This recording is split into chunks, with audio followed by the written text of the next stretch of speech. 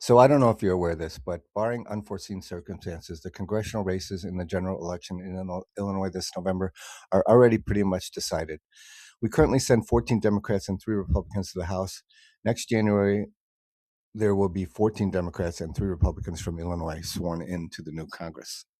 But here's the thing, which Democrats and maybe which Republicans we send to Congress is still pretty very much up in the air. There's an unprecedented number of sitting members of Congress from Illinois who are leaving their seats for one reason or another, and a slew of candidates who are trying to take their place, some qualified and some not. Those choices are going to be made in less than 50 days, and an incredibly dismal percentage of eligible voters will probably be making them. So, what that means is if you do vote, your vote has a bigger impact than virtually any other election. So, with that said, here's a quick breakdown of the first 6 congressional districts in Illinois. In the first district, Joseph Jackson has no competition in the Democratic primary. 3 Republicans are challenging him, but making very little effort. He will be reelected.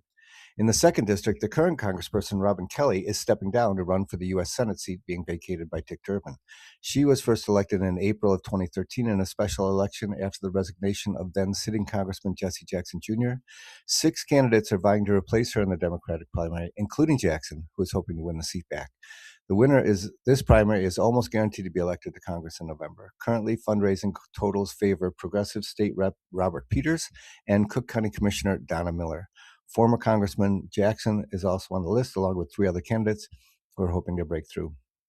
The third congressional district is inhabited by Delia Ramirez, who was first elected in November of 2022. She faces no competition in the Democratic primary, and her sole Republican rival has yet to report any spending on her campaign.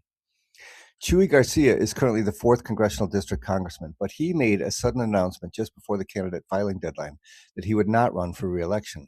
His chief of staff, Patty Garcia, not related, was the only candidate able to get the proper paperwork to run filed on time, which ruffled some feathers. But Patty Garcia is virtually guaranteed to be seated in Congress next January.